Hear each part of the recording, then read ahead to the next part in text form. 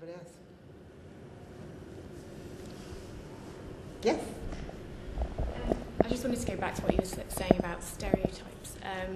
I had a look through the comment book, and there's a couple of things that have been written about why there aren't positive images of African people, and also about asking why negative stereotypes like the sable Venus have been included and other things.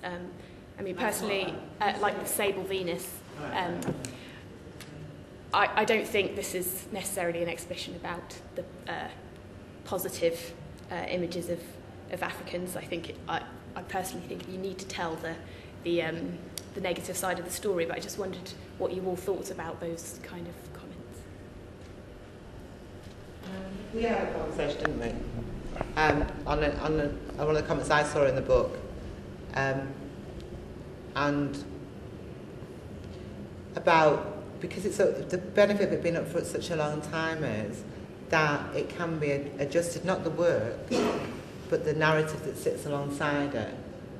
And we've been talking today about a publication that will come out in the book and how we need someone external to read it through, because when we know what we're trying to say, sometimes that clarity is not there.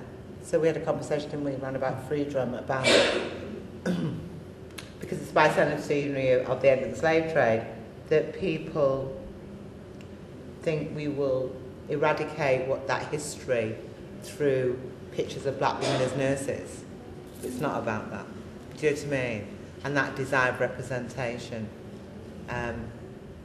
So that's what a lot of people mean when they say positive, without, I suppose, realising it's a much bigger story.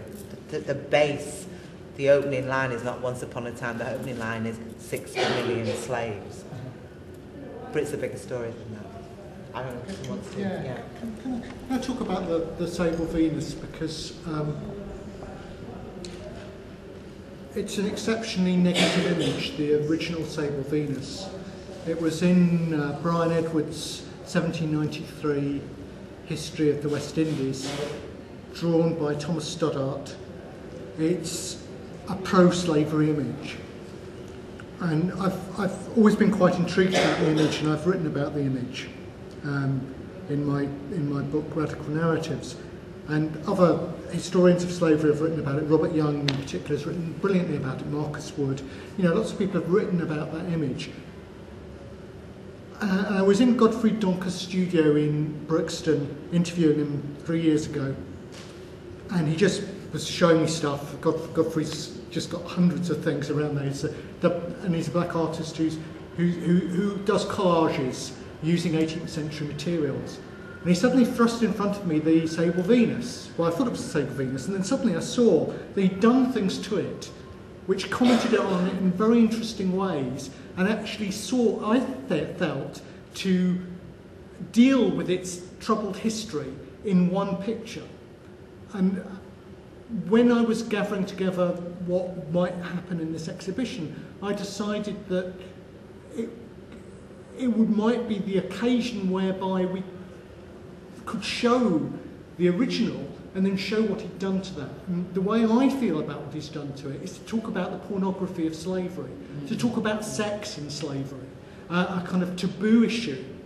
And in order to do that, he has to show sex, and he has to show the degradation of the black woman. But he's showing it not to degrade the black woman, but to critique that long history. And I don't know a way around it other than not showing it. And if we can't show it, then we can't deal with that history. So I think it's a very troubling image, an exceptionally troubling image. But it's dealing with not only a troubling image, like the original Sable Venus, but a troubling image which was actually creating the ideology which led to people degrading black women.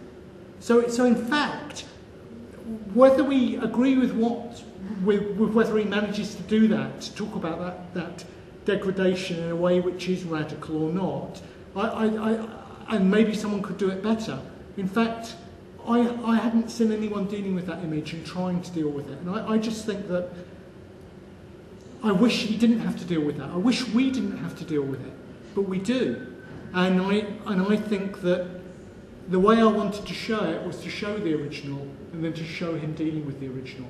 And I think if we'd have just hung up his 3 pictures or just shown the original without a commentary, then I think we could be criticised in the way we have. But I think the criticism is a bit narrow because it seems to be saying, as far as I'm concerned, you can't deal with these images. And I think as curators and as academics, we have to deal with these images.